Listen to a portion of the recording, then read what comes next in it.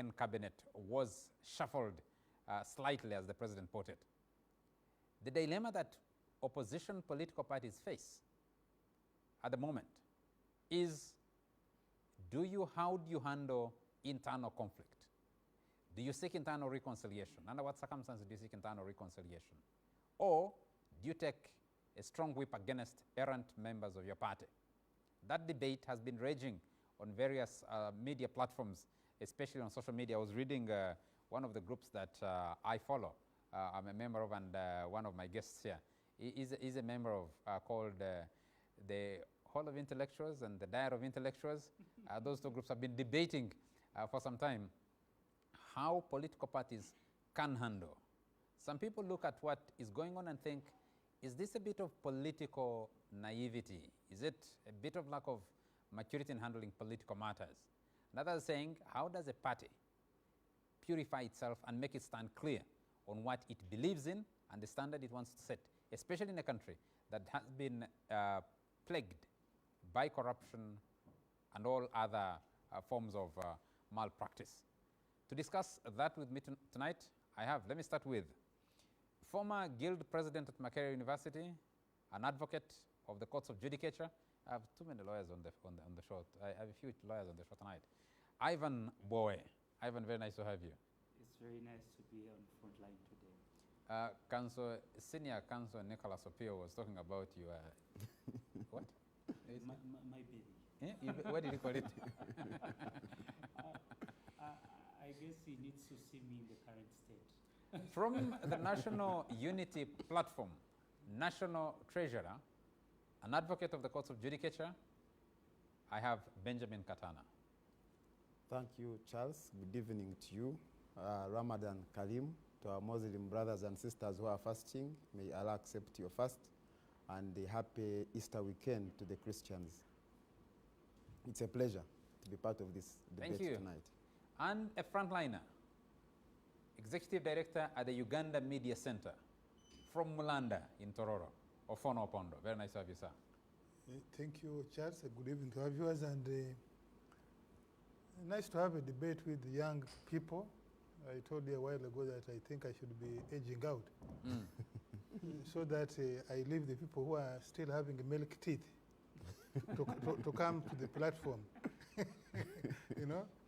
And what happens when the actual young people rise up? Because they are younger people than these ones, and they're bigger in... We should get worried, but with good mentorship, there shouldn't be a lot of worry.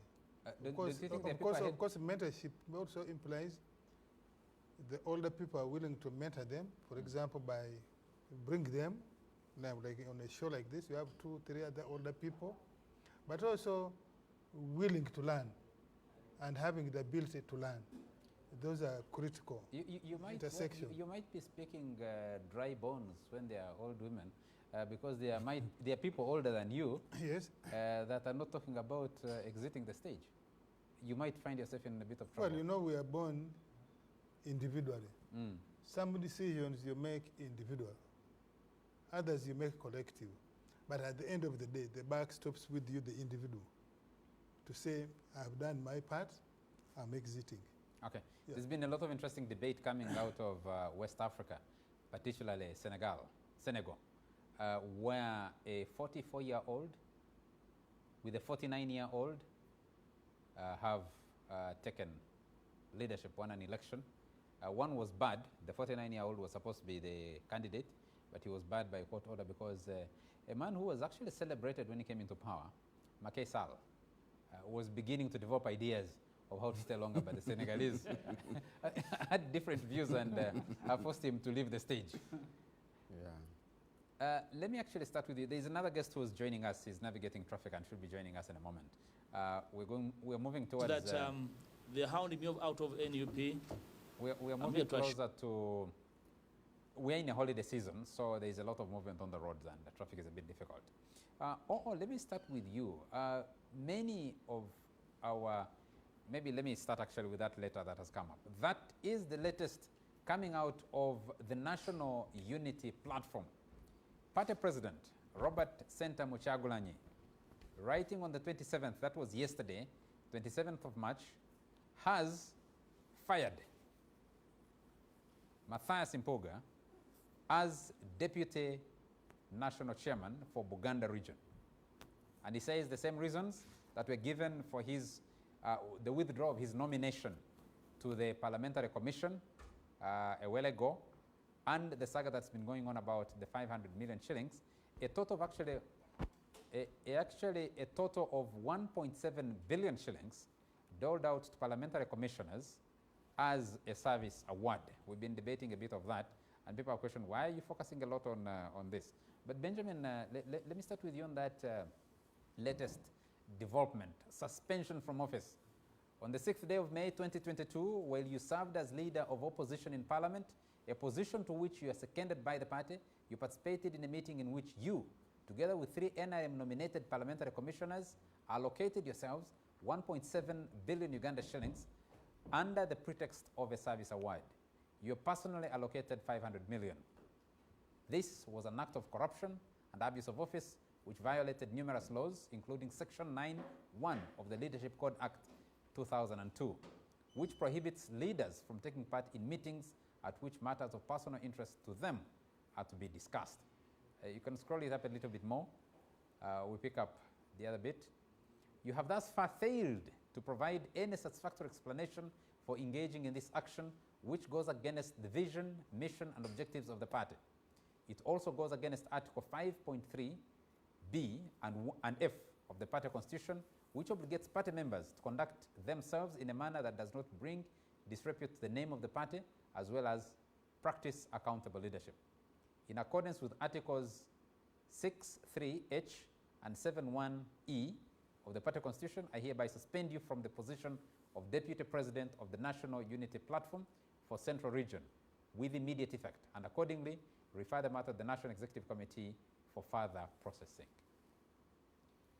Could you, Benjamin, help our viewers understand this latest development from your party, what it means for the party?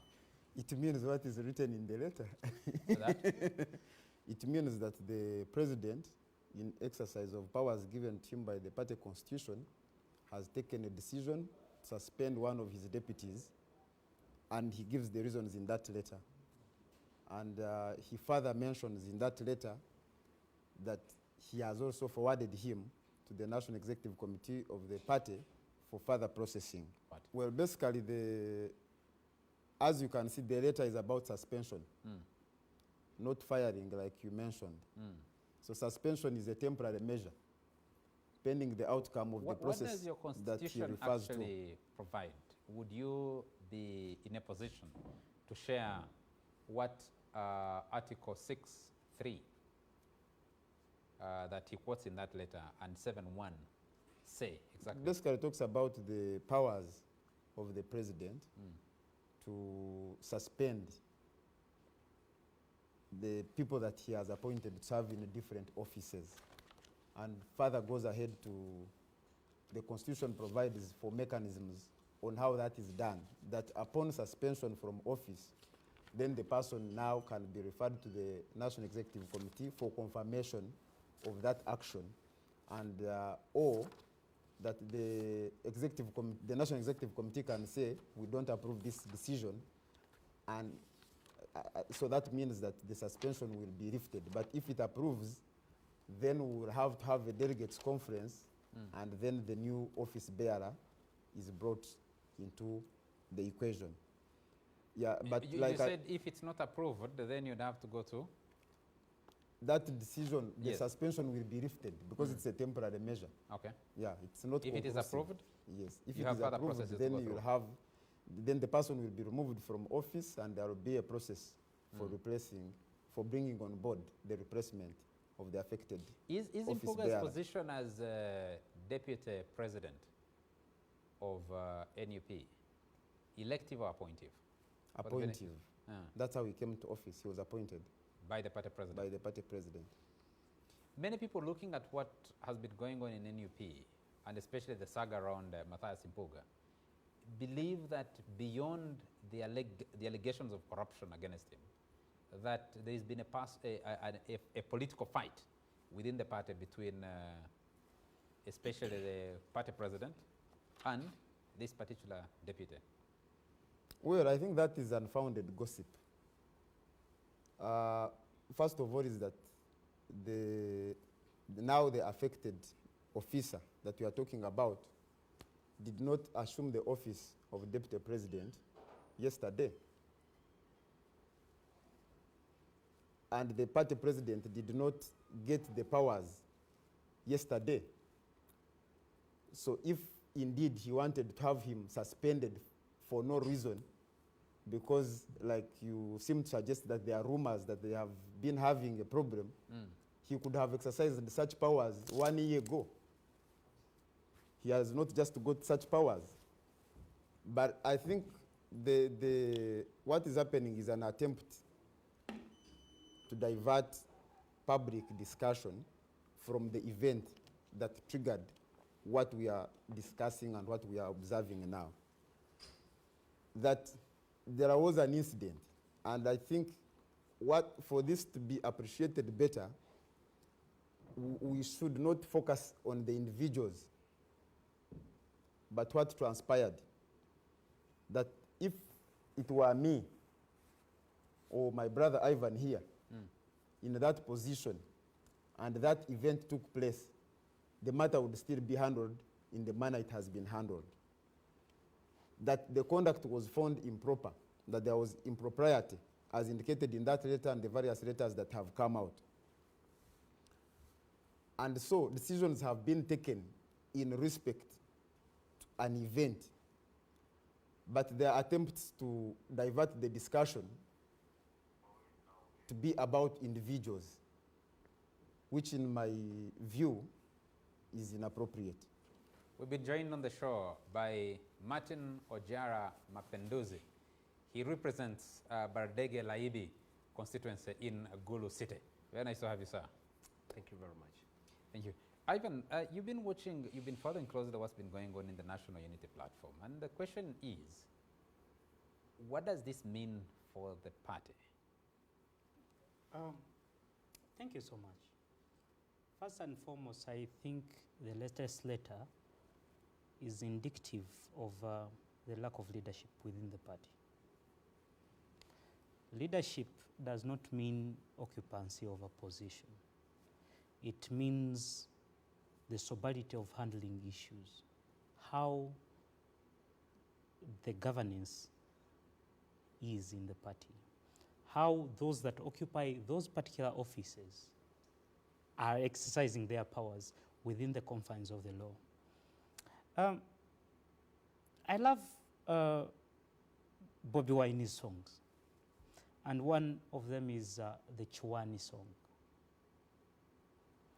In that Chwani song, it talks about elements of corruption, but also elements of faking particular identities to make ends meet and survival. NUP has a constitution that was registered 20 years ago. That was in 2004. That constitution has never been amended. And in that constitution, the president is the flag bearer.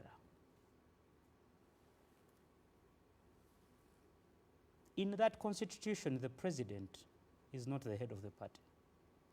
And whatsoever article that was quoted in that letter is not within the confines of that constitution. I've also noted that whereas that I've read the letter and I've kept on wondering, when did a party president become an enforcer of the leadership code? At what point did it shift? Because first, he made a decision, called him to resign, published on social media. Then we asked him to engage the necessary party organs, if existent. Then he said he referred the matter through the letter from then the acting president, Dr. Rina Zedriga, of which they called the National Executive Committee. I don't know under which constitution. they sat and made a decision on still on the issue of Mr. Mpoga resigning as the Commissioner of Parliament. And finally, I saw a letter from the Secretary General talking about the letter that went to the Speaker and what the Speaker returned. I do not know at what point he's engaging the issue of now the Deputy President, of which I can tell you that appointment was illegal. That position is not within the Constitution. And if we are to follow the Constitution as of 2004, which has never been amended, the President is only a flag bearer. And I have minutes of a meeting that sat on of the minutes of 17th July, where Mr. Katana himself proposed that they elect only 7 positions, and of which the 7, only 3 were in the Constitution. The minutes, I have them here. But how does Ivan, I'm listening to you, and I'm wondering. He's still discussing the topic. You have. How does a party deal with a matter of serious concern, like allegations of corruption against one of its senior leaders? The party can deal with it, and it is within its right. Yes. But the same party must be governed by its own rules. The essence of the rules is to avoid abuse of the rules. Is that if we have a scenario, it shows how you're going to handle it.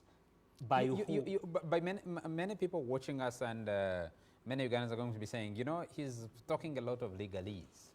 We have a moral crisis. We have a question that needs to be dealt with. The deputy president, or whatever he is, dipped his hand into a public till. He wasn't supposed to. He must be dealt with, and the party must demonstrate that it is serious about dealing with some of these issues. But at every point, even if it's murder, a person is entitled to due process. I know very many people have children in schools, and at times students go errant. But in the schools, there are, let's say, the disciplinary committee. It shows who sits on the disciplinary committee, how do you defend yourself in a disciplinary committee, and finally, if the disciplinary committee decides the way it decides, they either suspend you or even expel you from a school.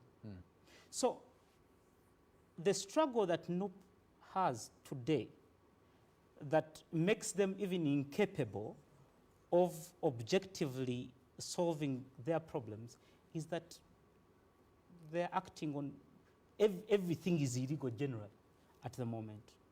Everything illegal Ab initio. Politically, what does that mean? Politically is they need to go back on the drawing board and organize proper party structures following the Constitution that has, these are the structures of that Constitution. The National Congress, which is an equivalent of the Delegates Conference. They have the Central Executive Committee. They have the NEC. National Executive Committee. National Executive Committee. Then they have the regional area committees, regional area executive committee, and they have the constituency committees, and then the branch committees. Why do they have to go through all that? Because a party is ruled and governed through its organs. Where they're non-existent, that means it remains a few people, the president, secretary general, and probably a Mr. Katana somewhere, or a Mr. Senyoni somewhere, deciding as though they are the party, yet in actual sense they are not. Ofona Pondo, let me come to you. Politics is about rallying the base. So far, developments in National Unity Platform suggest that actually Mr. Kyagulanyi and his team are rallying the base. The base is, the message is resonating with the base, isn't it? Well, my brother Abudu Katonto would say it is all politics stupid. As a paraphrase from it is economics stupid. And we usually say politics is a double-edged sword. I don't buy the alibi of the Honorable Mpoga apologists that they are now spinning. If I take Mr. Bowe's own argument. He says that position of deputy president doesn't exist. In the constitution, it does not. So, if Mpuga accepted to occupy and has been carrying himself about in a position that doesn't exist, and he says we have been taking him to be an intelligent person, so he has been hoodwinking us, because by the time he accepted to be appointed and installed into a position that you are now saying doesn't exist, so he's a fraud. He's a fraud, and therefore he should not complain. You, the lawyers, say if you want to go to the temple of justice, go there with a clean pair of hands. Secondly, there is no law in Uganda, not even our constitution, which says parties should have the same format of structures. Yes. That you should have the chairman, the president, the SEC, the NEC. No. You can have your constitution which says only 6 people will make the decisions for the party, including appointments, nominating candidates to parliament for election and so on and so forth. And they have different ways to discipline errant members. And so, I don't want to go there because I've never bothered myself with reading the constitution of UNOP or the structures of UNOP. I want to give them the benefit of doubt, that they understand, they know, they appreciate what they're doing and where they want to take themselves. Now, this matter, I have said before, that this matter of Mpuga and his other colleagues in NOP, I hope it doesn't divert us from the real issues of governance and accountability in our country, particularly where all this started from, Parliament of Uganda. I hope eventually when the NOP issues settle, we shall go back and hold our Parliament accountable, particularly its leadership, on the various allegations that have been thrown against them. It is in their own interest that they come clean on these allegations. But for now, let's discuss this. Now, remember, when this matter first exploded, Honorable Mpuga said he had never got the money. We went around the radio station saying he had never got the money. Now, from official count of Parliament, we know that this money was actually paid out by borrowing from the parliamentary circle. By that lie alone, Honorable Mpuga ought to be held accountable by his party for denying what had actually taken place.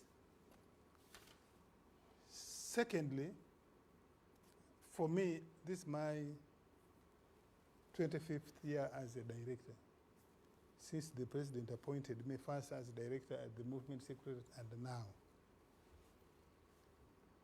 The president, our president himself usually says, what you say in darkness should be what you say in daylight. So, and they said when this matter came to their knowledge, they invited him to their meeting of leaders. And they asked him, and he admitted that indeed the money was paid to him. And the various undertakings that they asked him to take leave from the commission. And then somehow, because he has half clever advisors, or advisors who are clever by half, whichever way you want to put it, I think they advised him and said, look, you must, most likely you made a mistake. Why did you, first of all, admit that you got this money? Secondly, why did you apologize to them for wrongdoing? And secondly, he did not accept to resign. If he committed himself to his colleagues in a confidential meeting, I think he should have stuck to that agreement. Publicly available information, it is his word against theirs. No. At least these other people have put theirs in writing. The leadership of NUB has put in writing. So I am bound to take somebody who put something in writing more seriously than someone who's recanting verbally, because they can change. They can change their words because it's verbal, you can't easily. So I would have expected him as a gentleman to say, let me commit what I committed in our confidential meeting. He has hasn't he issued a statement? I think he issued a statement. I think he has issued a statement about. This is what I'm saying. Yes. This is what I'm saying. I'm saying, having come out, I think he got advisors who are clever by half. Mm-hmm. And I think that's why you remember that it took him a week or more to issue that written response. Actually, the statement is about informality of the meeting, not the content.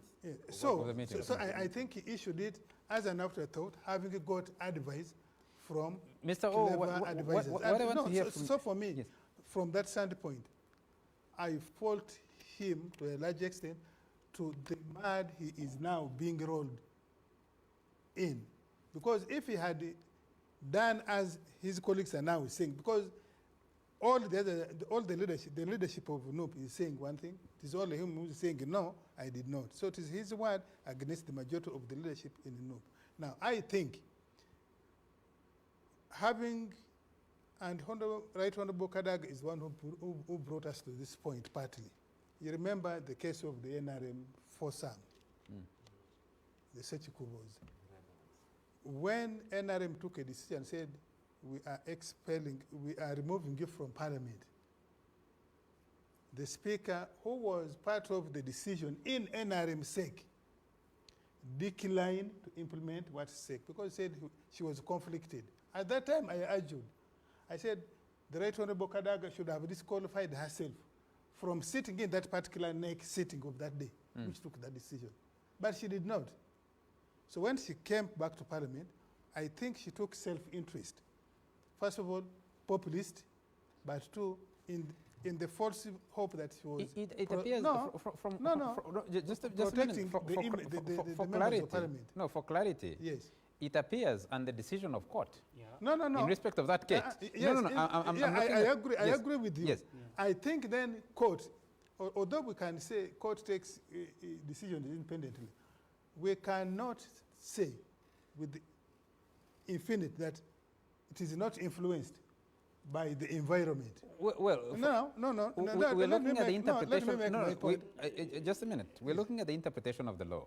And I saw Speaker Annette Anita Mong is following the same. In her response. Yes. Followed the law.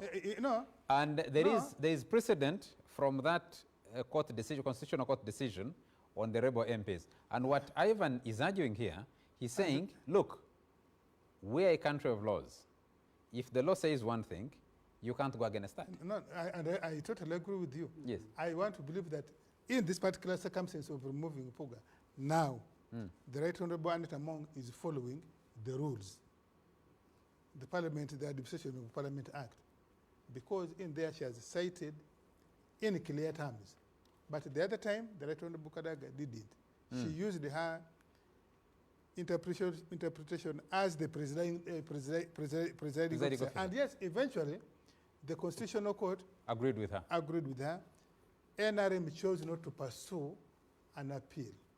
Now, when you find that your colleague is trying to be clever by half, like in this case, Honorable Mpuga appeared to think that he's smarter than the NUP leadership in this particular matter. And having known that he's now going to be buttressed by the decision of the leadership in Parliament, who he said, that's why he got now the courage to come back this week. Come back with courage to go into the commission office, Parliamentary Commission office, and address the press conference of yesterday. I think to say, by the way, I am a commissioner of Parliament. Politically, what does that mean for NUP? No, even the choice, his choice of using the Parliamentary Commission to address yesterday's press conference, I think he was sending a message to NUP that, look here, you want to remove me from the commission? I am in the commission office, and I am addressing this press conference. Now he's been suspended from being deputy president. Now, NUP decided to take refuge into the law, which now, according to Bowe, doesn't apply. I leave that to them. Maybe they will eventually go to our politically. national court. Now, but remember how NRM dealt with this matter as well. You remember after the speaker then stayed the search kubos and gave them an aisle where to sit in the middle, which many of us said, but in this parliament, there are not 3 dimensions, there are only 2. Government, you remember many people tried to make that point, but the Honorable Presiding Officer Kadaga said no, my decision is final. And that's what happened. What did the NRM do? The NRM did not want to have a protracted fight with these guys. Honorable Nwagaba and Honorable Nsereko chose not to keep supporting the NRM side.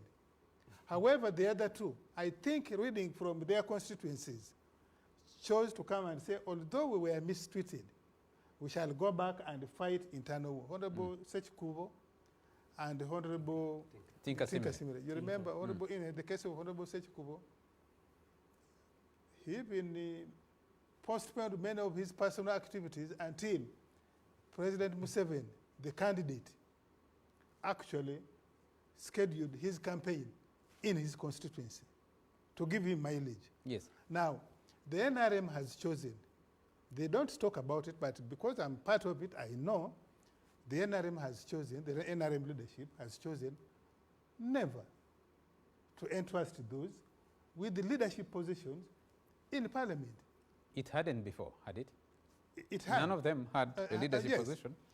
NRM has chosen to deal with, not withdrawing them from the constitution because the legality is not tenable, but the NRM has said, okay, as the Baganda say, Mutu zimude, you have snubbed us, you think we are not important, but we shall not give you any assignment of seriousness in leadership in parliament. And those 2 guys are making their 20 years in parliament, as you know.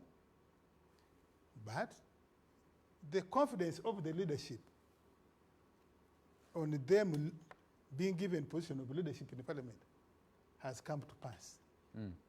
I don't know whether that is good for them or otherwise. Could that be the reason? And you have seen in this particular parliament, I think even the last one, generally speaking, you don't hear them much. You may even think they no longer exist in that parliament, except once in a while. When so is no principle being handling the matter the way it should be handled politically? Politically, first of all, I think there was an internal process of listening to each other, mediation, and so on, which failed to yield the result in the time frame they had hoped. Okay. In the NRM, it was a little more protracted. Okay. Let me take a message. This is not just for opposition parties, even ruling parties. And let in the case of DP and UPC, for example, you know it. Let me come back to you in a moment. I need to bring in.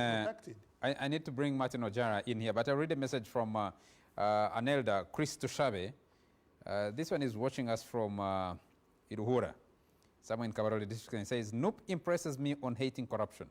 However, the way Mpuga is being handled portrays more of a witch hunt because he appears to be putting his eyes on presidency, which post appears to be ring-fenced.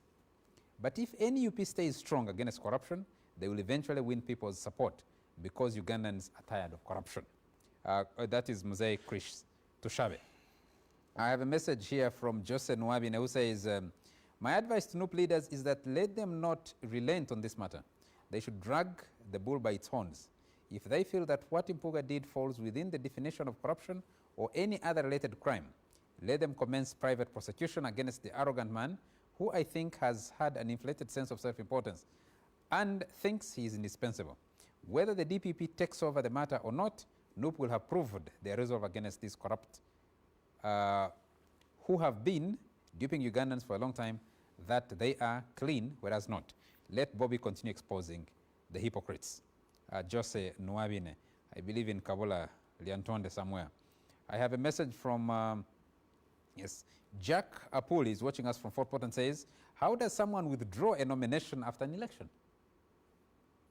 I thought The party's powers stop at nomination, but when someone has been voted, it's the voters to call back the individual. Does the president have powers to sack a vice president without the approval of the Central Executive Committee of that party? I don't have benefit of looking at the NUP constitution. Let me just give 2 minutes to Honorable Martin Ojara Mapenduzi before we take a break. Honorable Mapenduzi, political parties are in some kind of crisis. Uganda People's Congress has been battling in court. They have a ruling from court that has been on, I think, for more than 1.5 years. Any attempts at reconciliation, I don't know if there's any effort at reconciliation within the party going on. If it has been, it has failed. The Democratic Party is split in the middle. No reconciliation is happening there. Forum for Democratic Change. One section is moving on. That's the party you belonged to before. He's actually pointing at me. Yeah, he's pointing at you because you were there before. Forum for Democratic Change, your former party. You haven't reconciled with it. There've been several splits from it. Reconciliation is an alien word there. Now, National Unity Platform, from what we have just seen, that letter, the latest to come out of Kavule, Makerere Kavule, suggests reconciliation is not on the cards. What does this mean for political parties, especially in the opposition? Well, a lot of these things are rather unfortunate because parties have to build systems that work and concentrate on building the base so a political party can be able to take power. And in this case, the focus should have been the NRM. But when you see what is going on right now, look at the different political parties. The NRM is busy preparing for the next election. They have been through an exercise, registering their members and many other activities that they're doing internally. The FDC is struggling. When you go across the country, there is now FDC Najana Kumbi and FDC Katonga, which probably is on its way to have a new formation or something of that kind, because recently they said they would be doing consultation, countrywide consultation. But when you go up country and try to interact, you find even at that level, FDC is divided. There are those who, they have separate meetings and all that. And then again, just as you say it, the Democratic Party. I think there are two parties that are trying, much as the UPC has issues. I think internally, they are beginning to talk. This is what I got to know recently. I met one of the leaders.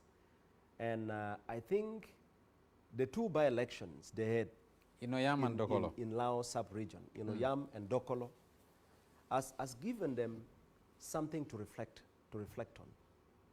So they're beginning to have internal discussion and say, look, if we are able to get this, why don't we reorganize and talk and actually concentrate more on getting more MPs and getting more leaders?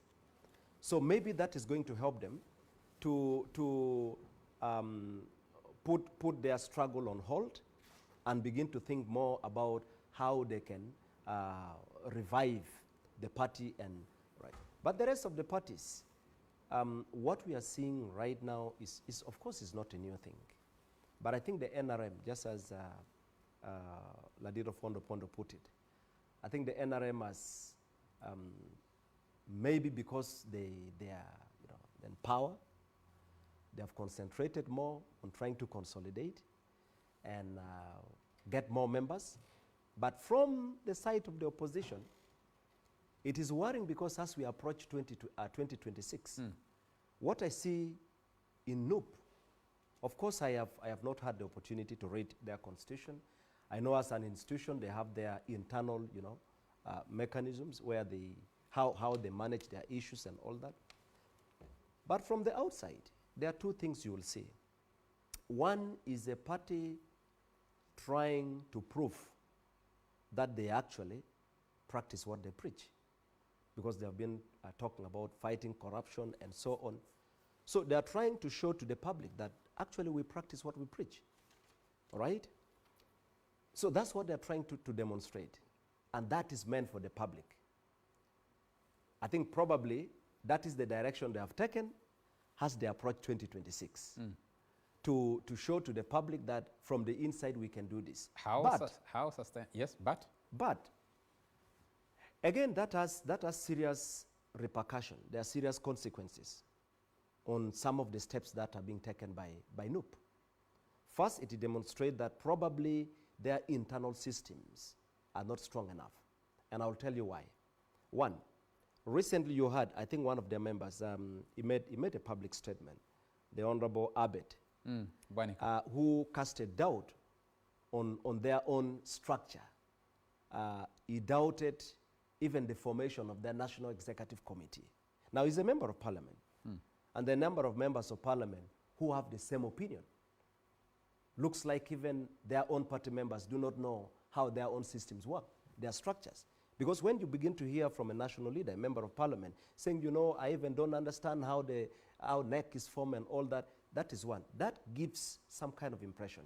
The other thing, looks like there are a lot of internal issues. I saw a letter written by, again, the Honorable Abbott Bwanika a few days ago, a petition to the opposition chief whip, Honorable John Baptist, and trying to create an impression that outside, the way the citizens, some of their supporters look at the party, in as far as the law that Parliament passed, the anti-homosexuality law.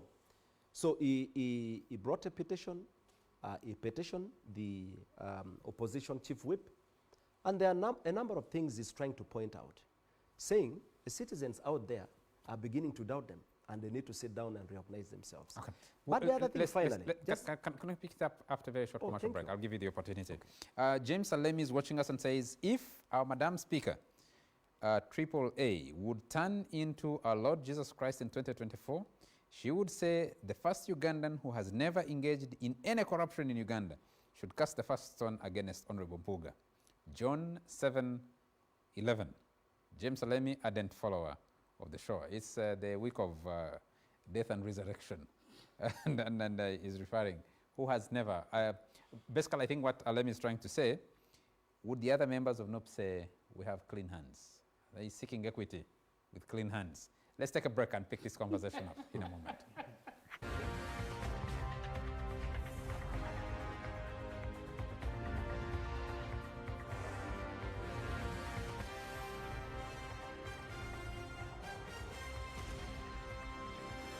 Nbs Frontline.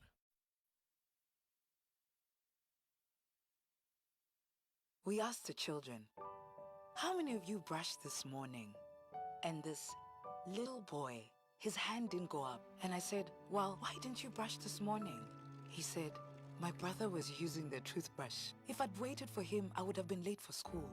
I'm sorry, I get a bit emotional when it comes to that. To be able to change a child's life, to be able to bring back that confidence about their smile, for me, is phenomenal.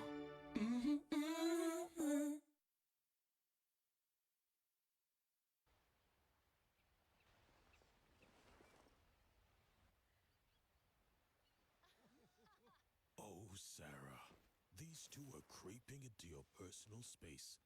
Why don't we send them packing?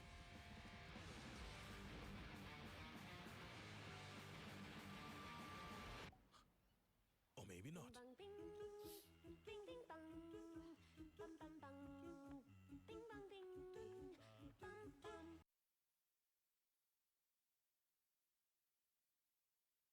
Malaria is estimated to impair up to 60% of children's learning ability.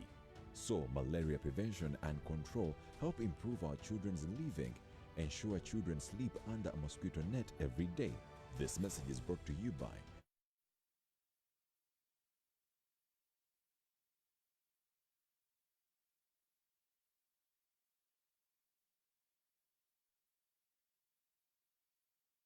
At NCBA, we can tailor-make your SME business solution to suit your business. It's what we have done for over 50,000 businesses so far.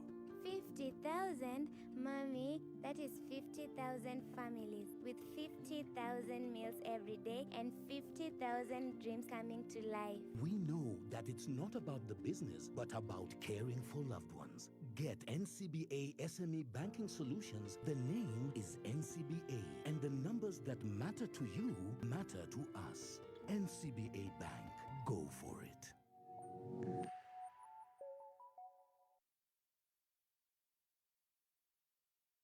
Are you having headache, sore throat, muscle pain, toothache, or fever? Then use Curamo Plus. Curamo Plus is strong on pain and gentle on stomach. It's available in all drugstores countrywide. It's not recommended for children under the age of 12 years. If symptoms persist, seek medical advice.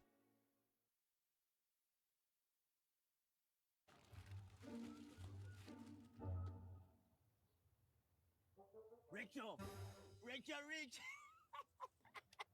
The Queen Cobra, the password of the money, the original no spare parts, the 11th commandment, the question and the answer. Osmosis. I know you want money, but I'm also broke. Ah, no. Money is not an object. These days, Momo sorts me out anytime. In fact, my sister, let me also sort you out. Really? I've just sent you instructions on how to get a loan on Momo. I'm here for you. Can I borrow some chips? When you need a loan, you've got MTN Momo. We're so tingy. Use the Momo app or dial *165*5# for all quick loans. Choose from the different loan options from our partners and get one that works for you. Together, we're unstoppable.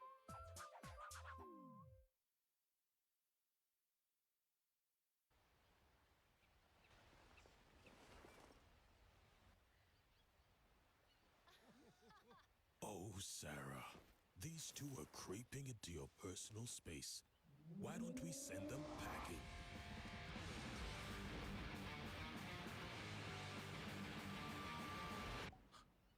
Or maybe not. Nbs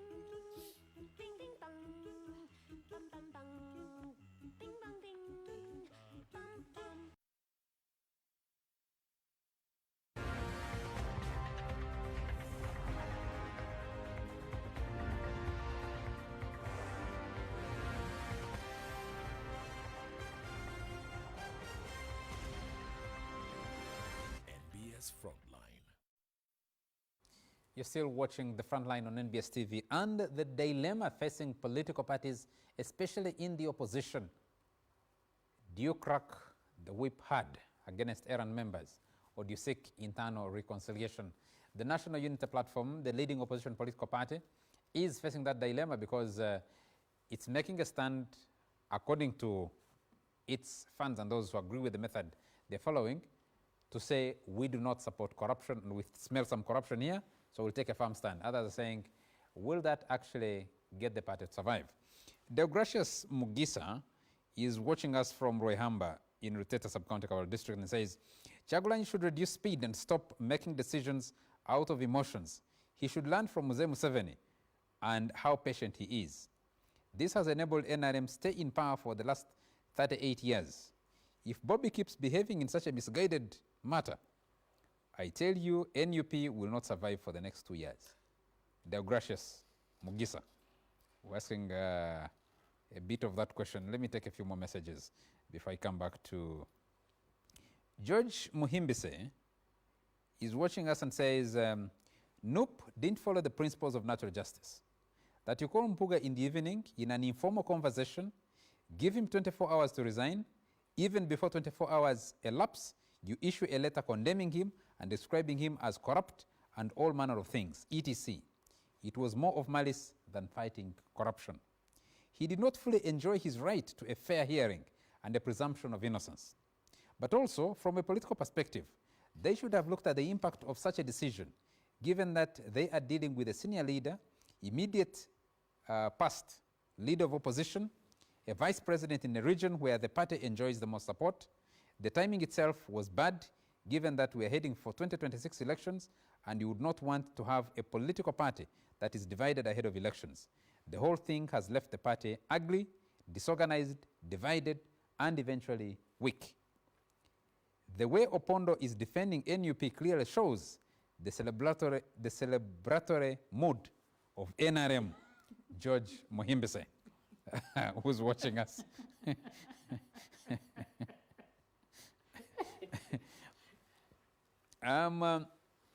I wonder how these people called themselves that are opposition.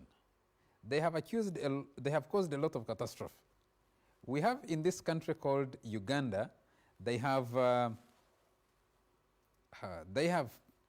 become brokers, meaning on side of public they pretend where they are not. For sure, let us not continue wasting Ugandans' time. Ugandan refugees will come from God one day at a time. Anyone who still has hope, Ruben, you need to rework this message. It's becoming a bit difficult for me to read all of it, and I have many messages to pick. So kindly rework that message and resend it back to me. I'll be glad to pick it up. Ambassador Harold Achema is watching us from Arua and says, what is happening in NUP and many Ugandan political parties is sad, disappointing and tragic for the future of democracy in Uganda. Ugandans should bear in mind the fact that politics is a public service and a noble profession. And politics is a noble profession, Ambassador? I'm not sure about that. And not a do-or-die struggle for power, acquired primarily for personal gain and to accumulate ill-gotten wealth by any means necessary. It appears to be the case in Uganda today. Let me go back to Martin Ojara Mapenduzi. And you were going to your concluding point on the crisis that political parties face today. At the crossroads, do you reconcile, do you take a hard stance?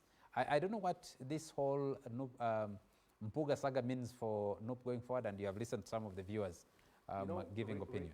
Reconciling or taking a hard stand depends on, is purely dependent on what the political party wants to achieve. Mm.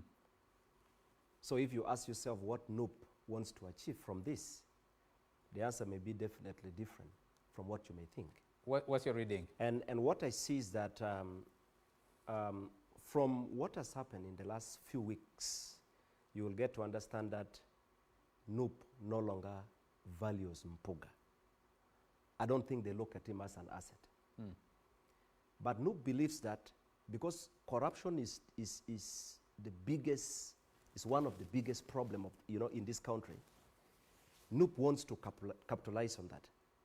And so the question is, how is NUP going to drive this point to demonstrate that they are actually committed to fighting corruption? And to do it best, they've found someone they can use. And so it's not going to matter to you. You will ask yourself whether the party values Mpuga, but to NUP, they think this is an opportunity to demonstrate what they are trying to do. Mm. And so you are likely to see them going even an extra mile, taking even a more tougher, decision.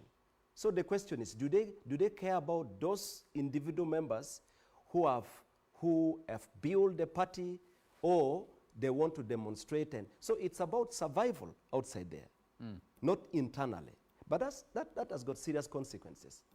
But the other thing that we don't need to ignore is that there are serious internal issues in that party. And you can hear from the members. We interact with members of parliament and we hear a lot of that. The party has its own approach and believes that, we need to get out, mobilize people and do this. But internally, there are a lot of issues, including the fear that someone like Mpuga is likely to come out and run for president. So it's also about the struggle, internal struggles and all that. Now, how this is going to end, probably we'll have to wait and see after 2026. Mm. But I can assure you that if NUP as a party does not get to deal with how internal issues are handled, while not forgetting how to make sure you stick to your principle. It is not bad to fight corruption, okay? But from what many people are saying, and just like, I see, looks like there are a lot of gaps that are being, that are manifested in this entire process of handling the Mpuga, the internal issues and all that. The moment issues are handled because you have got other issues that you are trying to cover under, you're not likely to solve it. So the question of reconciliation, well, I don't know whether that is going to work, but what I have seen in FDC, because what has happened in FDC is purely a struggle for survival. There are those who want to survive, and they think when you are under this, you are not likely to. So the best you can do, let's fight, let's scatter, let's start our own. That is it. So that's what we are likely to see. Do they value each other? Because it will reach a point. You said no longer sees value in Mpuga. In the FDC, do they value one another? Well, from what you... Unfortunately, I'm not competent enough to talk about those political parties because I don't belong to yes, any. You once belonged, you're a bit closer before you became independent. Respectfully, I left FDC. And I don't have any... You are in transition. No. See, look, when I joined FDC, it was my personal decision. And when I also left, that was it. I have to be respected. If you do not have any problem with me the time I joined, why should you have a problem when I'm leaving? That's how people should be respected. So it's not bad. But what I'm saying is, you see, if NUP does not handle this carefully, there are leaders, there are people who believe in Mpuga and many others. There are also people in NUP who believe the processes are not being managed well. Now that has a serious implication on the party. So the party needs to look at all this while not massaging what they don't believe in. If it's corruption, deal with it. But build internal systems that work where people begin to believe that actually this is being handled, transparently. Benjamin, let me come back to you. And please, you can take the leverage to discuss other political parties. One would imagine that at about a time like this, given our political environment, political parties would be working out how to forge, working together, relationships with other political parties. NUP is lost in an internal fight. And someone will look and say, can you manage this almost puritanical approach to dealing with allegations of corruption? Is this a stand that is sustainable? From where you sit, what is the benefit for the party? How have you reached at the conclusion that NUP is not making bridges with other actors to see how to work together? Because I think that is a wrong foundation to start from. I'm a media practitioner. We pick information from you. In the last few weeks, you have issued letter after letter on Mpuga. Yeah, it doesn't. In the last few weeks, you have held discussions about Mpuga. You haven't indicated to us, not at the press conference you have called, not at a statement you have, one of your leaders has issued, that we are reaching out and we are making these other progress for the party. So now you can hear it from me that we are making progress. Party activities are going on, and we are in touch with other actors, and not every political party activities are publicized. And when there is an urgent action here, so you put the Mpuga issue top of your priority list? Not at all. Yes. Maybe that is the conclusion that you have drawn. No, you just said when there are urgent matters, you don't postpone them. Not every political party activity is publicized. That is number one. Number two, there are several activities that are taking place. For example, today there was an activity at the party headquarters. I don't know if your journalistic skills picked it. And there are several other activities that are taking place. But maybe you have chosen to focus on this one because of its importance. But first of all, is that as a political party, our comparative advantage is in public confidence. And therefore, matters that would lead to erosion of public confidence and trust are taken seriously. Number two is that this public confidence is born out of the commitment to common good. So if Katana is very resourceful to the party, and the party would benefit from him, but he engages in impropriety, the party would not hesitate to deal with that particular impropriety because Katana is resourceful, and then the party would choose expedience over what it should do. Number two is that when you are reprimanded by an institution for engaging in behavior that the party believes is improper, it does not mean that you can no longer be useful to the party.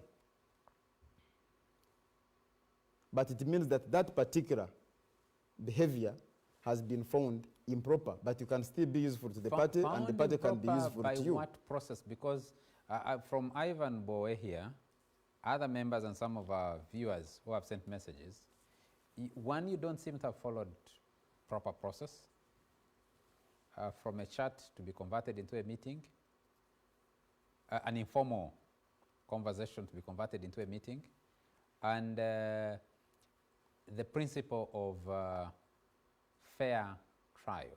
Maybe I can help you with information. That when this information first came to the public, to be public knowledge, there was the informal chat that you have mentioned, that you have alluded to. And there were commitments made, but informally. And subsequent to that, the matter was referred to the National Executive Committee of the party, which is the supreme organ of our party. And the president, because he had made his views on the subject known, deliberately did not participate in the proceedings as the chairperson of that meeting, yet ordinarily he is. The Honorable Mpuga was written to and given time to respond. A week, not 24 hours. So maybe the public needs to get the facts right. That was the view of a viewer. And I'm helping the viewer and you with information. And there was a response, which the National Executive Committee did not find satisfactory.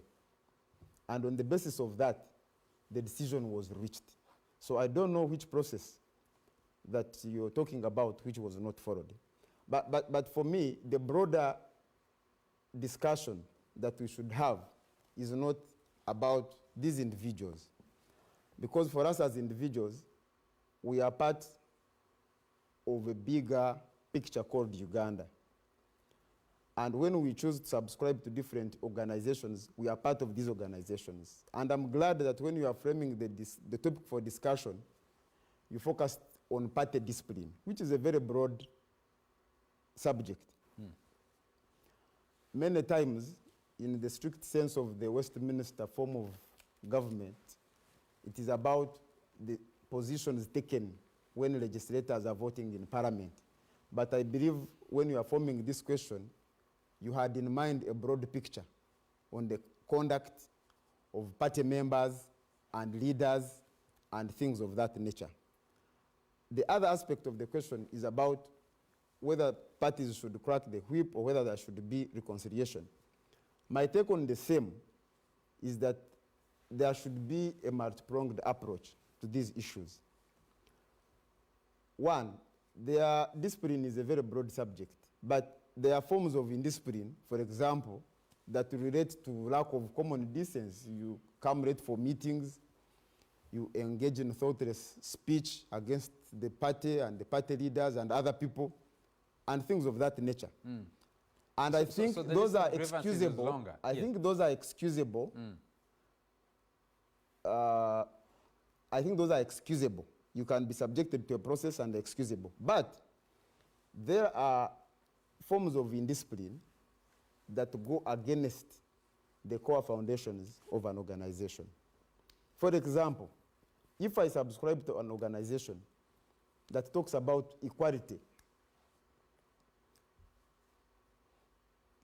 say gender equality, and I'm found to act in a manner that goes against what this party stands for as a core value, I think the party should be able to crack the whip, take disciplinary action against me. And I have seen people drawing a comparison. You say that, some leaders manage these things in a different way. But part of the problems we are facing now is that there is impunity. Why? Because when there is wrongdoing, sometimes on account of the importance in the political dynamics of an individual, action is not taken. So, and I believe that, for example, now, in this particular context, the focus should be, well, I cannot dictate the focus, but people should applaud NUP for taking action against impropriety. There has been this, today when I was following the news, I saw in Rwanda, where one of the commissioners that sat in that meeting and received 400 million. This is improper. It is scandalous. You should not have engaged in this. Ugandans on social media, following the revelations, have been up in arms against the Speaker of Parliament, saying there has been impropriety and extreme abuse of authority and misuse of public resources. What should unite us mostly as people of Uganda today is to stand together and fight this abuse and misuse of public resources that we have all been crying about. But now, when people have taken leadership in solving a problem or showing at least direction on how this problem should be dealt with, we are on whataboutism. Okay. Let me take a message from Fred, who says, I am watching from Iganga. What I can tell you is that NUP, like UPC, DP, FDC, fell in a trap set by the obvious. And unfortunately, Bobby did not understand it, and now he's engulfed by it. I highly doubt if he will get 40 MPs in the coming elections. That's Fred in Iganga. Another viewer here says, who is this? I appreciate if you can put names against some of these messages, because I'm receiving messages on my personal phone and I may not be able. Yes, this is Aaron and Omuisha from Barara City, who says, one of the reasons I like Mr. OO is how objective he is while discussing the shortcomings in the opposition. At a point when NRM should be celebrating due to the bickering in the NUP, it's a sign of maturity to see OO somehow sympathizing with the affected party. Honorable Matthias Mpuga should remember that most of his group, Namboze, Segona, Mpuga, Seung, and others, won elections due to the Bobby Wine and NUP effect. Let him respect the party leadership and understand that you can't have two lions in one territory. He should either improve his levels of tolerance or he quits NUP in peace.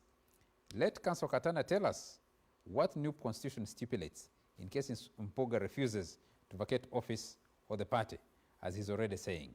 Currently, such internal disorganization within the opposition parties and partly in the NRM impede the efforts to realize free and fair elections in Uganda.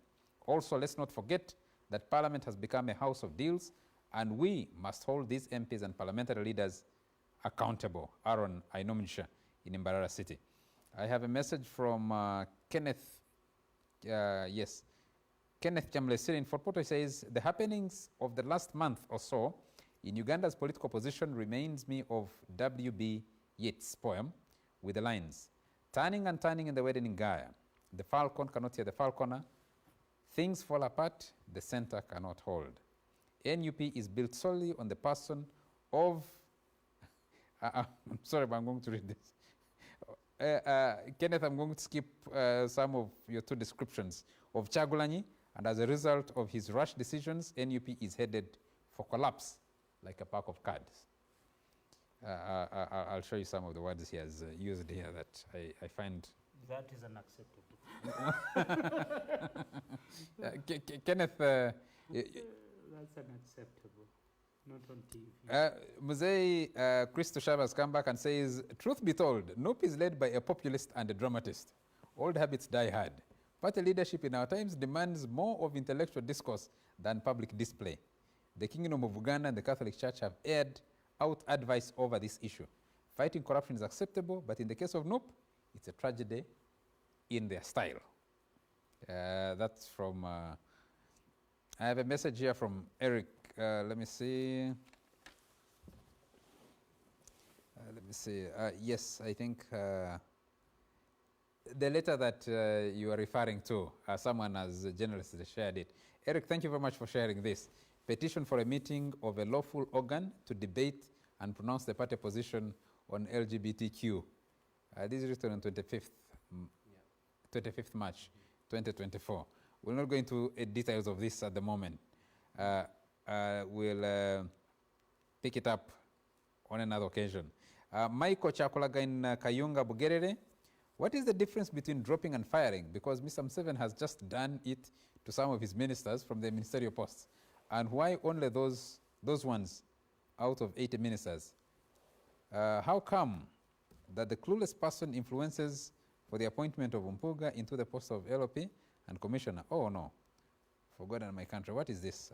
Michael, I can't make out your message.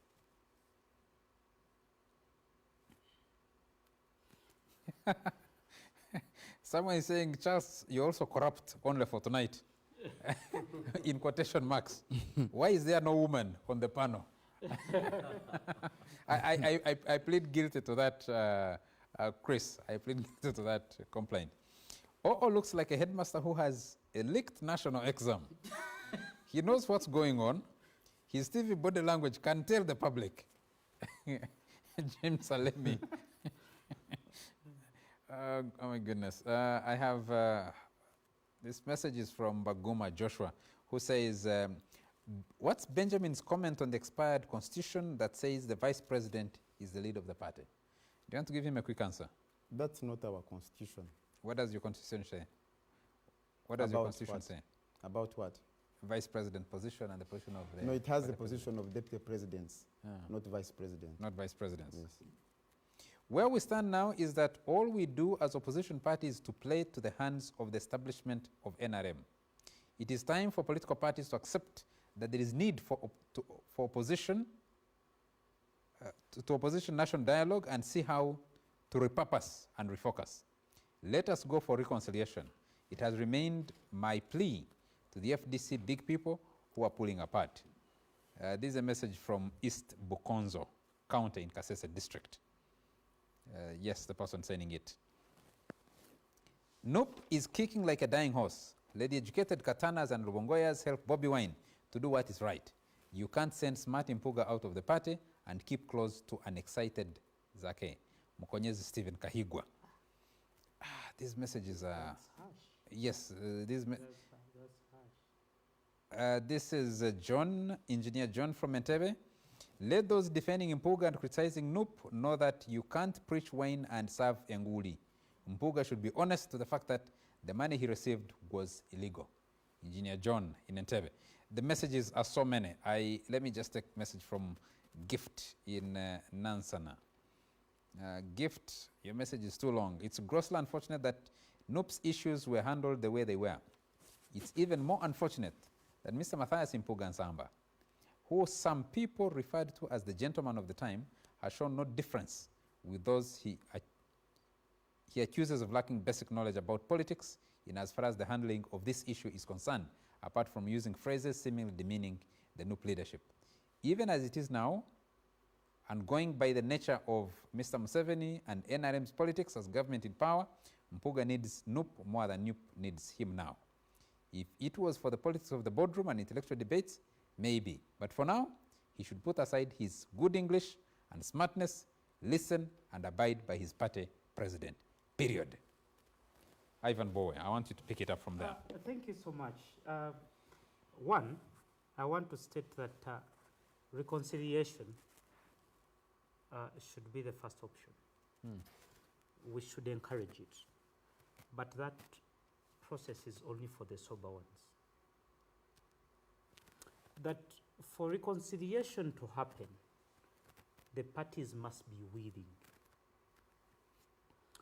And what brings about the willingness of the party is the respect of the parties involved in the conflict accord to each other.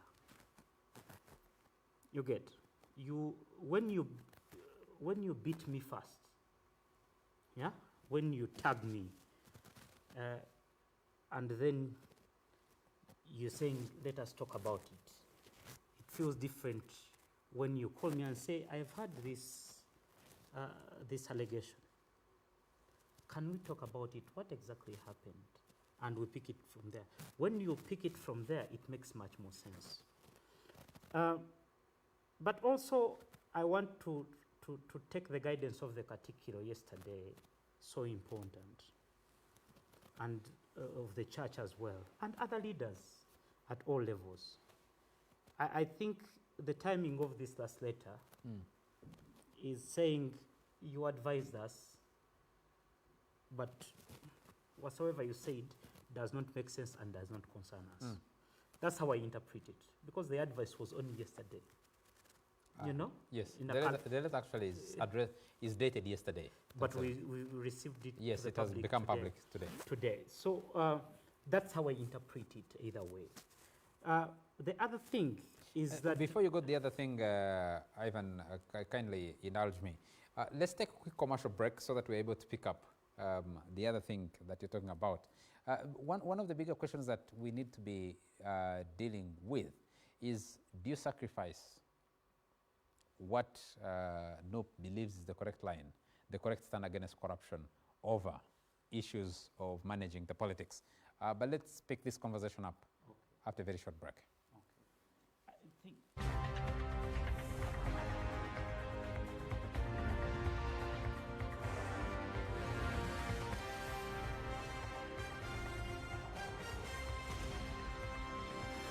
Nbs Frontline.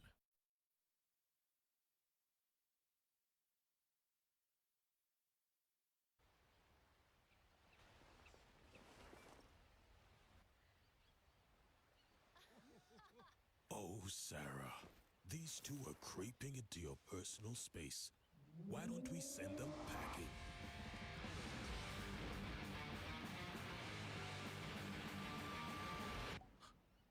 Or maybe not.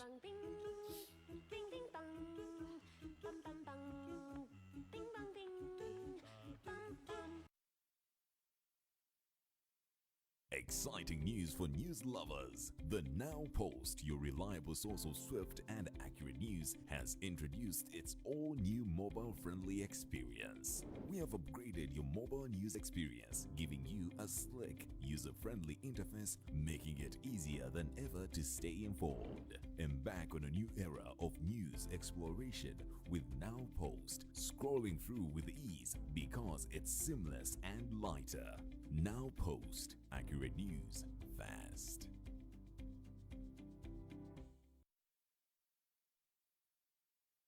Get ready to embark on an exhilarating journey through Uganda's first ever photojournalism exhibition, Through the Lenses, hosted by Uganda's photojournalist Isano Francis. Mark your calendars for April 19th at Next Media Park, NCC. From 1 p.m. to 6 p.m., brace yourself for jaw-dropping stories captured in every frame. Tickets on sale: gold 100K, silver 50K, students 20K, and a table 1.5 million for 6 people. Don't miss this electrifying event that will leave you spellbound. Grab your tickets now. Hashtag Through the Lenses UG.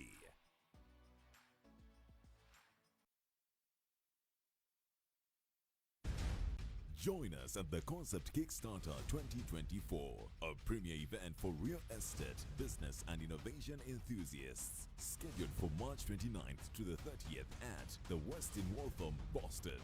This conference, hosted by Brian Kayongo, what you are seeing here today, which is being done, you can do it. Brings together leading minds like Thach Guyen and Vusi Tembekwayo, among others. Dive into the world of business strategies, real estate insights, and groundbreaking ideas. Learn how to build generational wealth and make impact changes. With keynote speeches, engaging panel discussions, and a field tour. It's your getaway to the future of business and philanthropy.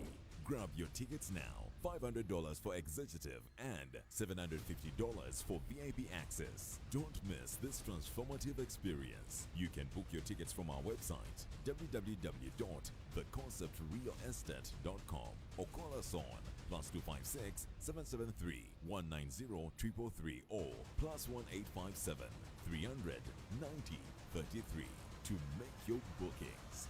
Powered by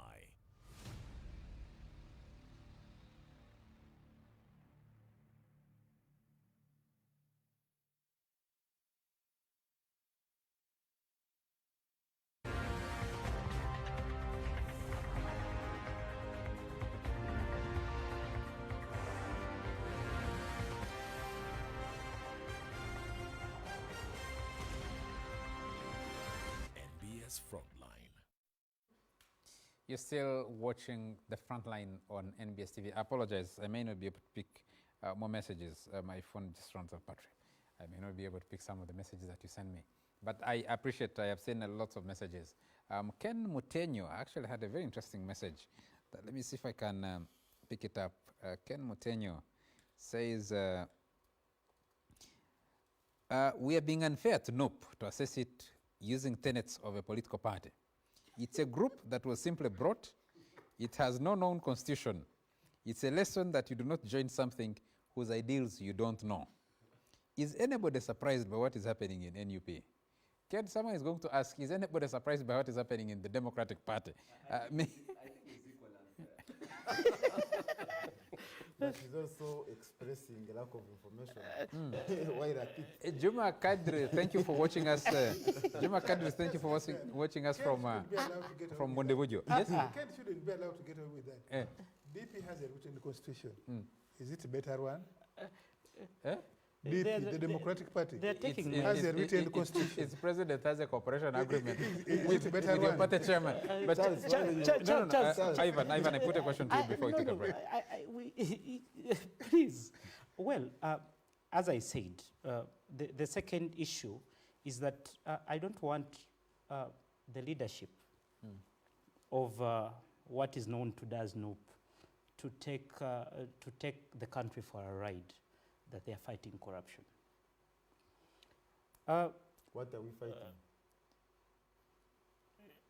Mr. Katana, I didn't interrupt you when you were speaking. And I usually want us to respect each other. They're not fighting corruption. I think they're just taking events to score political wins internally. When you are home and there is one allegation of a child stealing sugar, and there is also another allegation with proof of another stealing, let's say, biscuits, and you say, well, we are fighting stealing as a practice. I shall investigate A, but I shall not investigate B.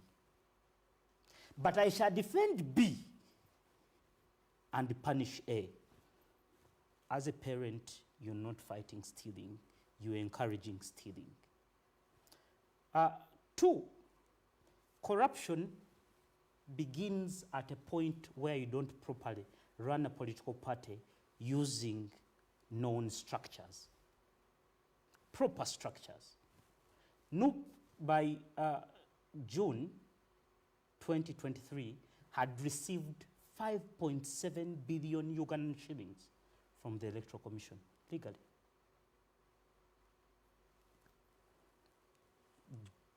Have we even dared to ask, as a country, how they spent those public resources? The National Treasury is here.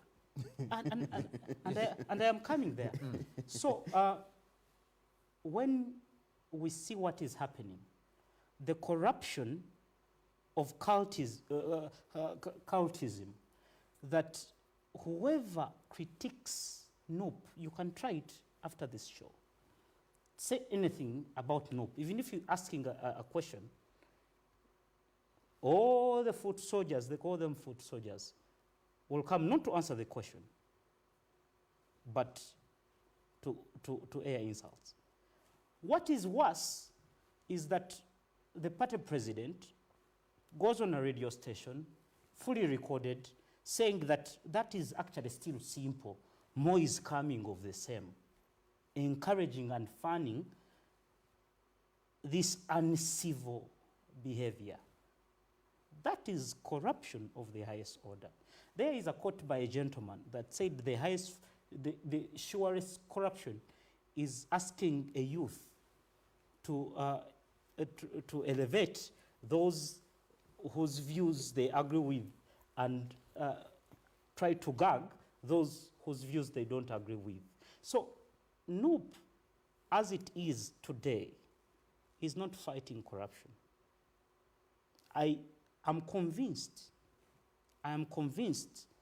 that when it came, you know, I've participated in also exposing as an extension of the parliamentary exhibition of what has been happening. Yesterday, I posted Honorable Senyun went to Monrovia, asked for more per diem, spent less days, and claimed it. The same behavior that happened in Kenya with the visit of Honorable Segirinya. And it was refunded after he was exposed. You cannot tell me that that is not a serious issue to a political party that wants to fight corruption and abuse of public resources. You're coming to equity, Mr. Katana. Are you coming with clean hands? Kindly, I'll be pleased to respond to the question asked. To conclude is that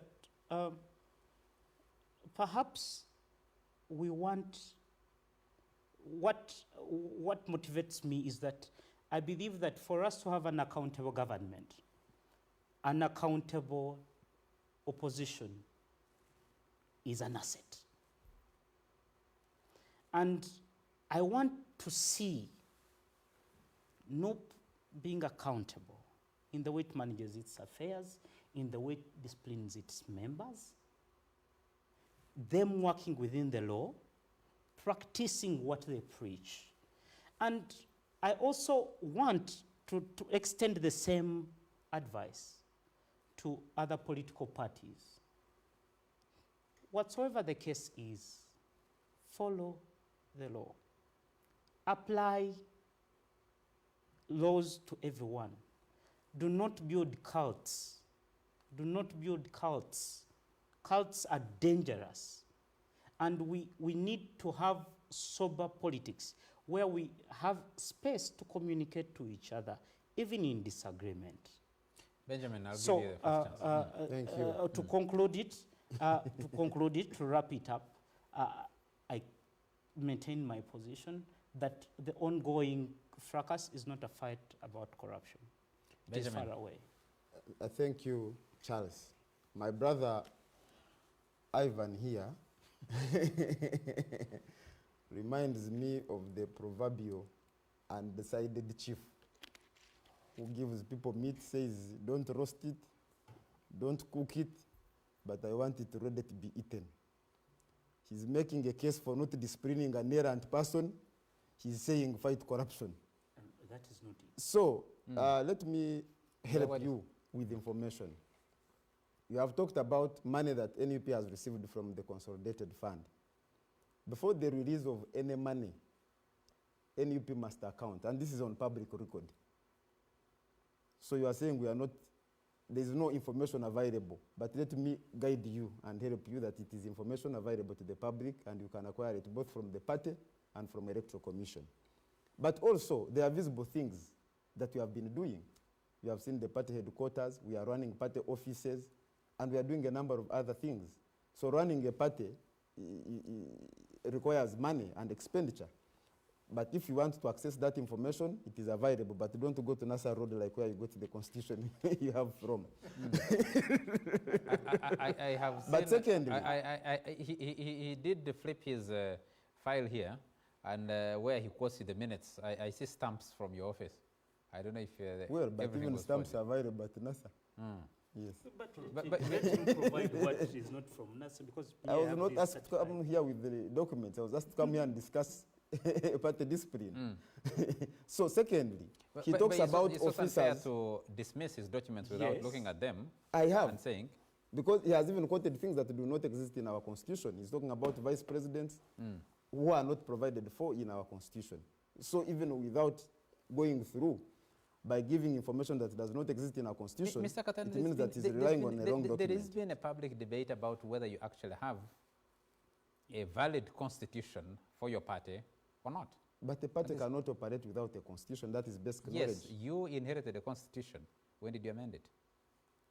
The new constitution is an ongoing process. Do you have a but constitution? The constitution that we inherited, we have it, and it's a copy is at the Electoral Commission, and you can obtain it. But I think, Charles, you are taking us into red herrings. Exactly. The people who should contest the validity of a party constitution should be its members. If you are not a member of that political party, why would you buy that? It's a public institution. No. It's a public institution receiving public funding. And especially in the context of what you asked us to come and discuss.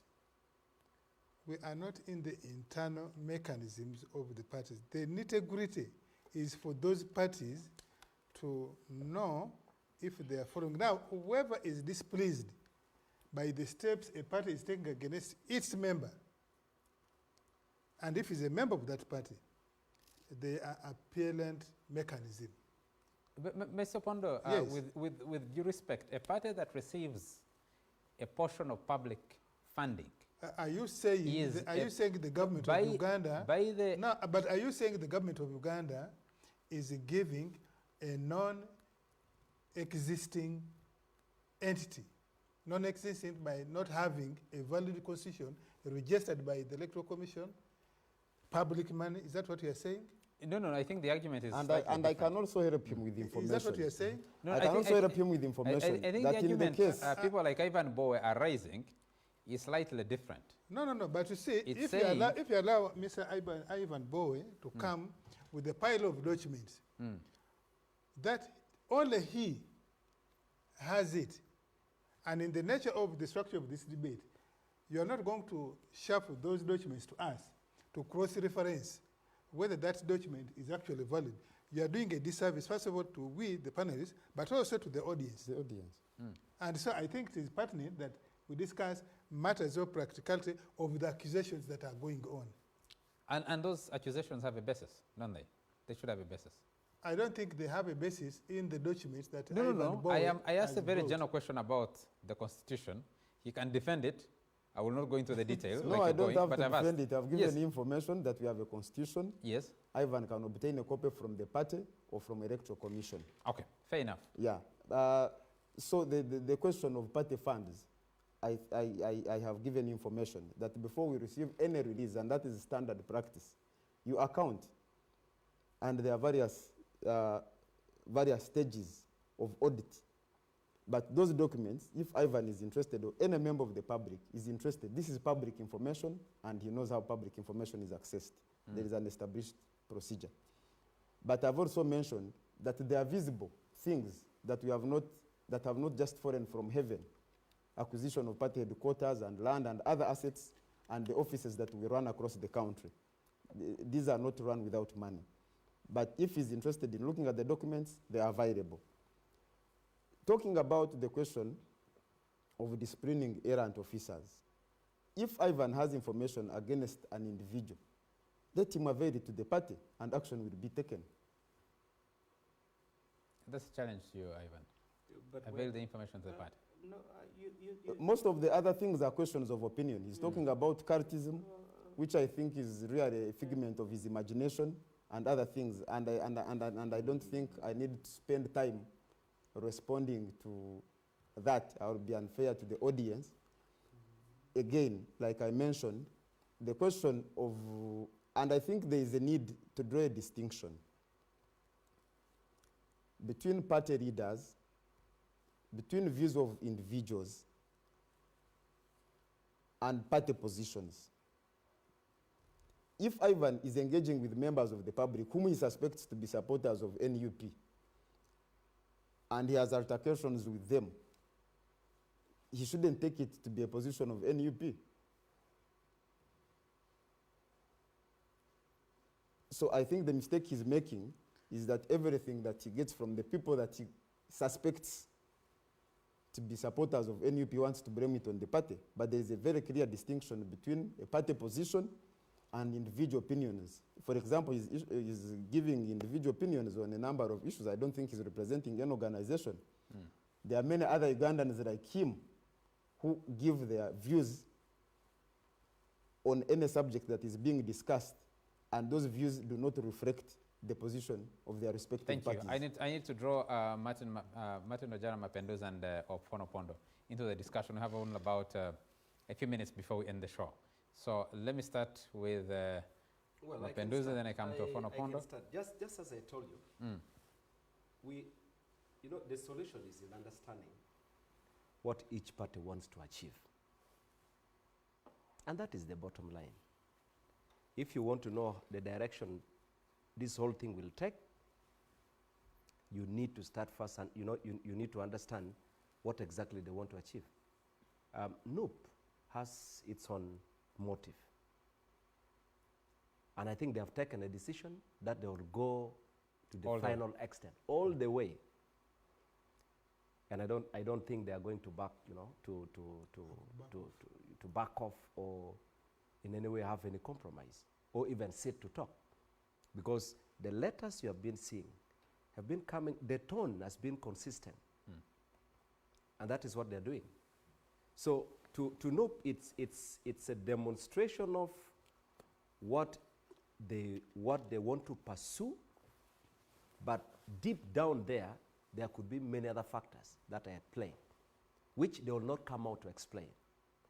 Now, it's going to be, and of course, as they struggle to achieve what they want to achieve, and for me, my thinking is that they want to create an impression to the public that ours is to fight, and we are not going to spare anybody. How they are doing it, whether the procedures or the processes are fair, whether it's not, whether it's some people may take it as witch hunt or blackmail, they will go that far. But it's also going to be upon Mpuga to decide what he wants to achieve. I think it's, but also from the press conference yet, I think about a day or so, you will begin to figure out the direction he wants to also pursue. I think what is coming is that he's determined to fight from the inside. And fighting from the inside is going to tear this party into two pieces. There are those who believe in him. And so they are likely to go the FDC way. You are likely to see another office like the Katonga faction. So there will be those who will follow the Honorable Chagulanyi, and there are those who will follow Mpuga because they believe whatever is being done is pure witch hunt. At a broader level, what does that mean for the opposition against NRM that's been not just dominance for so long? Not just only providing against alternatives? Not just only against NRM. It's bad for our democracy. It's bad. Because political parties are supposed to build a strong internal system, create strong structures that can work to provide alternative ideas and prepare. Because today, the Honorable Fono Pondo is in power with his team. Next time, there will be another group. And the question is going to be what kind of group? If all the opposition political parties are busy fighting, they're actually not putting any effort to get members from NRM. You find opposition political parties, NUP would want to get from FDC, FDC would want to get from the other, and NUP would want to have their internal struggle. FDC is doing the same, UPC is eating itself, that is the kind of situation we are faced with. And it's not good for our democracy. What lessons, let's broaden this discussion. Just this week, we had those elections in Senegal that an opposition politician, two opposition politicians from the same political party, walked out of prison, and within 10 days of walking out of prison, they win an election. Any lessons that political parties here can pick? And they had a big fight with the incumbent political party and president over whether the election itself would take place. And it postponed for the first time, for a second time, and then the incumbent president was forced to hold the election, which his party lost. And him was forced not to. Well, obviously, there are a lot of things to learn from what happened in Senegal. But you see, Uganda has its own style and history and environment. And so much as we have got a lot to learn from Senegal, we may not necessarily have them happen here. But we can borrow from the experiences. And the question is, what is the kind of environment that they have got? What about how their political parties work? Do they concentrate on fighting themselves, or they are focused at changing government and they want to provide the alternative. Thank you. Let me come to you. One has been the question which I have kept away because you answered it in last week about your own members in the NRM being held to account. But the broader question is, you see what has been happening in other countries. Senegal is a good example. The opposition works together and is able to win an election. And the focus now, you seem to be in a very comfortable position because the crisis is elsewhere outside of your party. No, I think you should have a show. You call with the NRM people and they ask us whether we are in a comfortable position. But I want to deal quickly with 3 or 4 things you had said here. Yes. The idea that somebody is big. You see, there are many of you who think that Honorable Mpogwa was so big. How did it become very big? It became very big because NOP, especially the leadership of NOP, appointed him LOP. Simultaneously appointed him deputy chairperson for Buganda. Positions he had never held, even when he has been winning in Masaka. And I think that has given him a false sense that is very powerful. But what's going on now is showing that he can actually be dragged, he can be deflated. And this is not just in Puga. Let us look at other political parties. You remember our own fight as NRM, 2014, 2015, with our Secretary General. You remember the many accolades you had given, super person, super this, super this. The engine of the NRM thinking. None of you stopped for a minute to say, wait, how did this person come to be? Because the NRM has for a long time run on the mentorship of President Museveni. And therefore, if he expresses his public displeasure with you, chances of you rising again is very difficult. And not just the people in politics, you have seen the people who have walked out of NRM who have disagreed with him, even when you may say they are right, they don't find it easy out there. None of them, by the way, has had influence to change the direction either of NRM or of Uganda, even when they have gone into the other formation.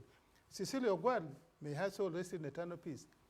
When she disagreed with Milton Obote in 1996. Yes. When Obote said no UPC member should participate in the CA, they participated.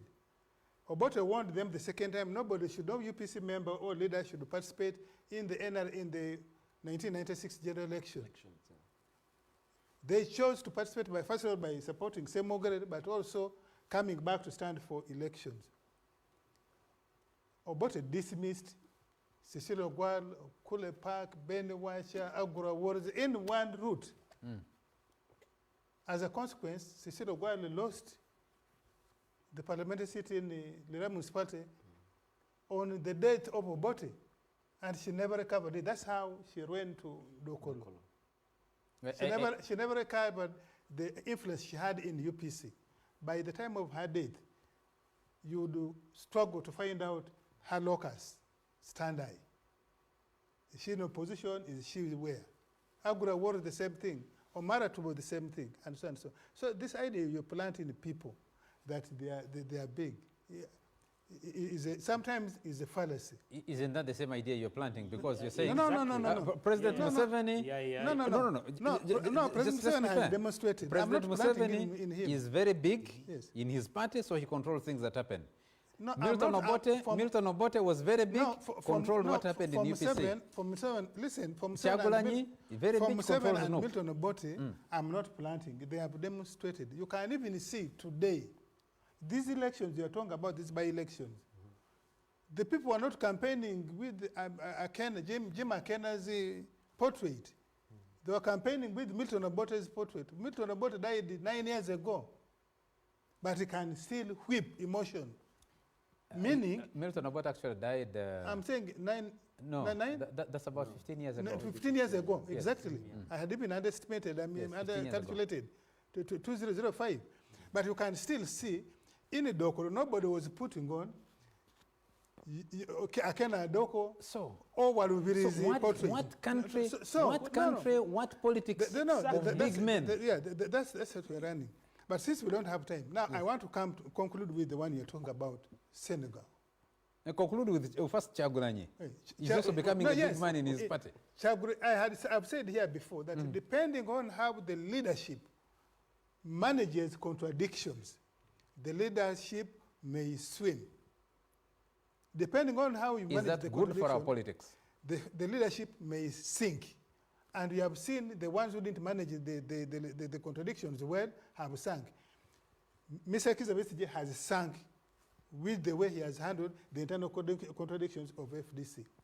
Akena Doko, Akena and Jimmy Akena have sunk because of managing the internal contradictions in UPC. My brother, Mr. Chairman, Honorable Mao, in spite of his verbosity, you can see that it will take him a long time and DP to resurrect, depending on how they have managed. For Bote and Mr. Museveni, at least Museveni, in my assessment, he has still handled internal contradictions of NRM relatively well, which gives him a bias. Now, I want to conclude with what you're talking about. Senegal. I have said this before.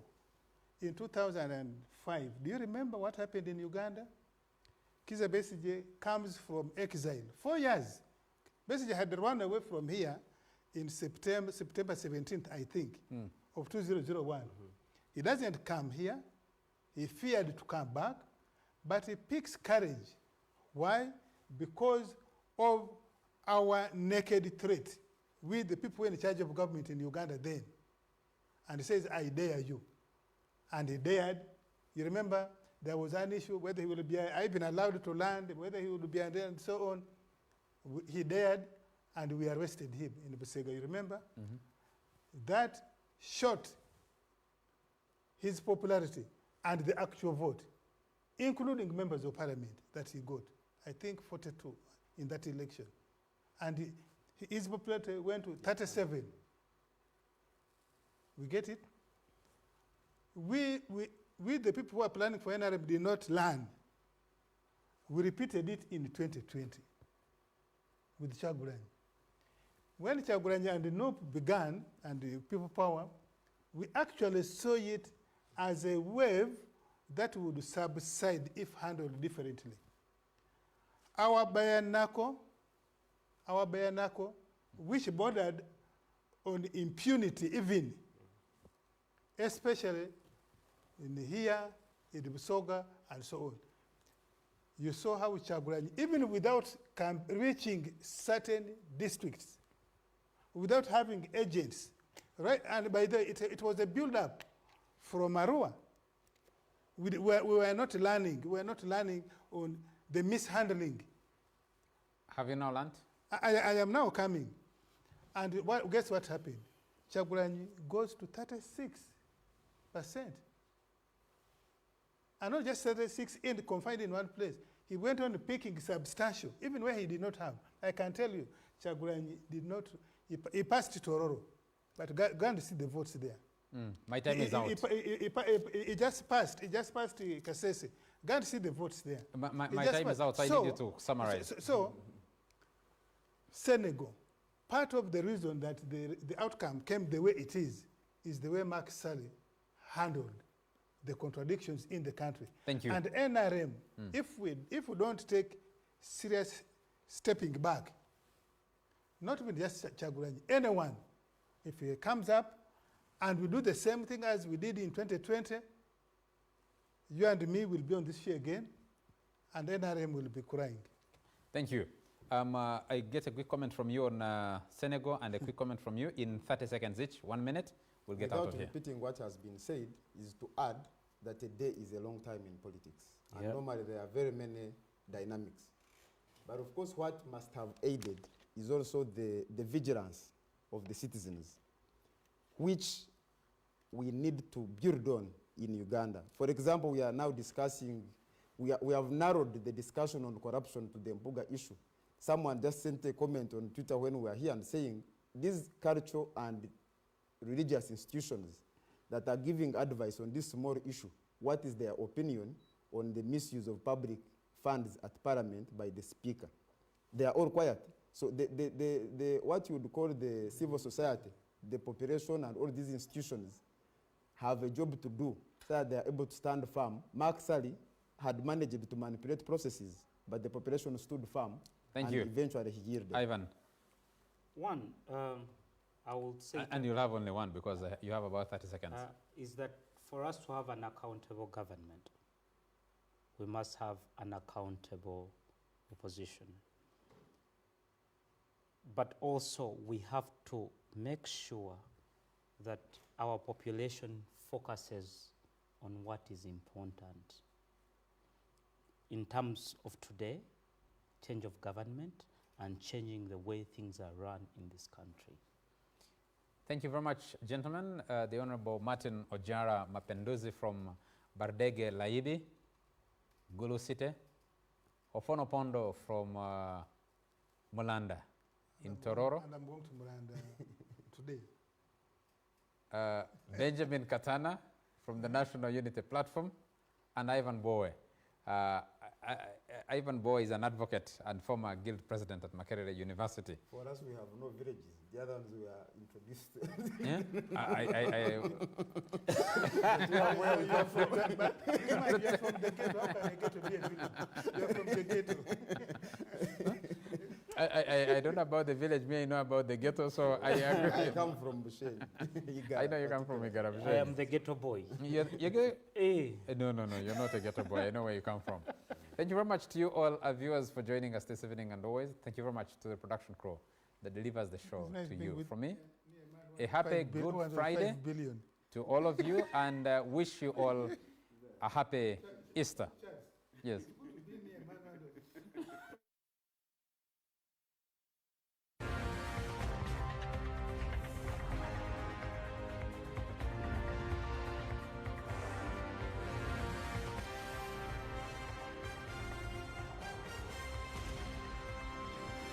Nbs Frontline.